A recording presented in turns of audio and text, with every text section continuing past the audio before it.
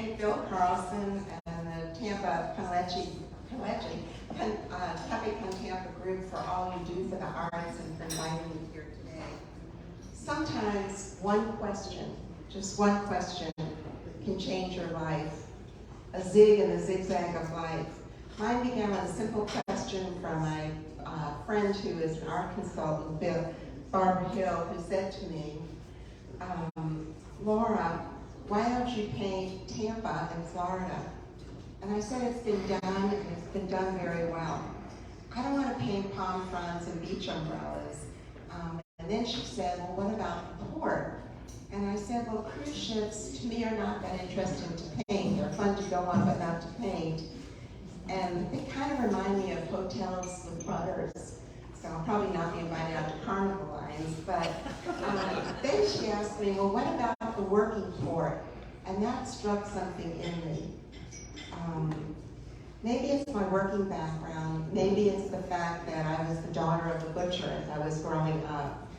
But the working port, we pass it all the time, but do we really see it? And so I took the zig, and I called my son John, who's over here, and took over my financial planning practice so I could go into art. And I asked him to come to this powerboat and take me into the port. It was a Sunday morning, the first time we went into the port. Sunday morning, everything is quiet in the port. We went past the History Center, we went past the American Victory ship, which would figure in my career later on. But then we went into the magic of Port Tampa Bay. And it's a scene that almost feels primeval, because there were these huge sleeping behemoths that were tethered to the docks, and my interest in this new world began. Art teaches you to really see things. And I had to figure out, how do you capture this world? Well, this is the OIG at night. This is one of the ships I painted, probably the most of any of the ships that went through our port. How do you paint it? Well, ships glow from within during the nighttime. The light comes from within the ship. This particular ship, if you look at it, has a helicopter pen on its bow. It reminded me of a fascinator that the woman wears. I painted it so it was off the canvas because it's so huge that I need you as the viewer to continue it and get to the other end of the ship. I also need to make sure that foreshortening was done right. For those of you who aren't artists, I'll explain what foreshortening is. If you look at my arm, and you're looking at it right now, and it's very long. Well, as I start moving it this way, you'll see how it gets shorter and shorter until it's full frontal and it's very short. You have to get that right when you're painting these ships. And then what colors do you put into this ship? Well, as an artist, you know that nothing, just about nothing, is a solid color. Now look at your palm right now. Hold it up and look at your palm. If I asked you what color it is, would you say, oh, it's pink, it's beige, it's brown? Well, look further and look at the veins on in your palm. What color are the veins? Are they mauve? Are they purple? What color are the shadows? What color are the highlights? Are they white at the top where your palm comes to a point?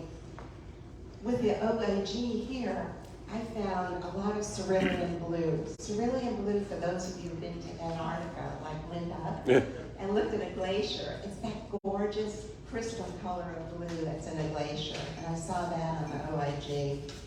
I saw cadmium yellow, which is that warm glow that's coming from inside the ship. And I saw ice green, which is the color you see through the windows and also on the docks. Well, to get into the port, you have to be sponsored because of Homeland Security. There's a wonderful company called Hendry Company that sponsored me into the port. Dennis McNally was their corporate counsel, and he was terrific. For one thing, he assigned me a hard hat, which is pretty uncomfortable to wear. He also assigned me this adorable young guy with a hard hat that was my security guy, chilling around in a golf cart through the port. And we kind of saw different sites. And one of the paintings that came from this trip was the Sheila Moran. Sheila Moran is this lovely green tugboat. She's, when you look when I looked at the front of the shoe and ran, see all those lines that go down? Well, to me, they look like muscles, and muscles is what she uses to push around these 500-foot freighters as if they're sheep all around the port. But my very favorite tug, and you'll see her soon, is the Dorothy. This is a painting that actually resides in Dennis's house. Dorothy is this wonderful little tugboat who reminds me, and probably reminds you, of Scruffy the tugboat that we read to our grandchildren from the Golden Books.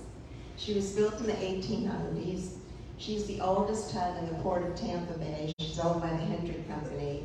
She's one of the oldest tugs in the country, and she's still working. She's not much taller than me, and to find her, you have to kind of go around the port, and she's usually tucked into one corner. But look out with Dorothy. Don't mess around with her, because she'll push you around too.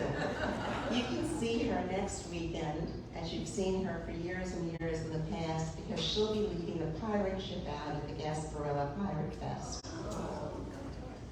My favorite adventure happened when I got called by Captain Carolyn Kurtz, who's a harbor pilot in Port Tampa Bay. She called me and asked if I wanted to go out on a freighter. Well, Carolyn is one of only 2 female harbor pilots in the state of Florida, one of only 30 female harbor pilots in the country. You can't come in or out of a port unless a pilot or a large ship takes over your ship and navigates you in and out of the port. To get to be a harbor pilot, you first have to be a captain of these large ships and have a huge amount of experience. Well, Carolyn's first question to me was, are you in good shape? So as a 70-year-old, I crossed my fingers and put my hand behind my back and lied and said yes. And then I found out why she was asking that question. Because the first thing we did when we got on the Clipper New Haven was to climb up 10 flights of stairs to get to the bridge. This is a picture of Carolyn. This is a picture of Carolyn on the bridge of a ship. If you look at her closely, she's directed this whole ship using a little laptop like mine here. There's a Ukrainian crew, a Ukrainian captain, and Carolyn said they're excellent seamen, but they don't do anything except take commands from her until she gets them out to sea. And this is a video of what it's like looking out on one of these ships as you're going under the Sunshine Skyway Bridge. It's magical. Well, once you get beyond the Skyway, it's time to leave. There's no ramp. They send out a pilot boat that parallels your ship, both going at about 11 knots. And then Carolyn says, okay, it's time to leave. Don't look down. Turn around and face the ship and climb down the rope ladder that goes down the side of the ship. Don't look down, and when you get to the very bottom, reach your arm behind you, and I'll grab you and yank you onto the pilot boat. You know, people ask me afterwards, Laura, weren't you scared? And I think I just kept thinking, well, if I get smushed between these 2 ships, it'll be the greatest obituary you ever did. And this is a painting I did of Carolyn as she's descending one of the ships. The painting is from the viewpoint of being in the pilot boat, just watching her climb down. Well, I just want to say to you that you can be so proud of Port Tampa Bay. It's your port, but it's Florida's largest, most cargo diverse port. 33 million tons of cargo go through our port each year.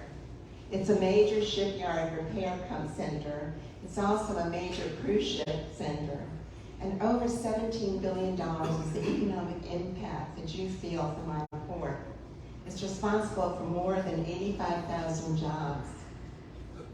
It's so important to Tampa, and if you're like the rest of us during the pandemic, you realize how important it is to the supply chain. Well, I'll show you one final ship painting, which this is the OIG, and this is as close as you get to nudity in my field. This is full frontal. I want to give a word to those of you who are considering retirement. Retire to something that's meaningful to you. It might be your 3rd career, and if so, it may be your best. I wish you great adventures as you zig through this phase of your life. Thank you, and I'll be glad to answer any questions.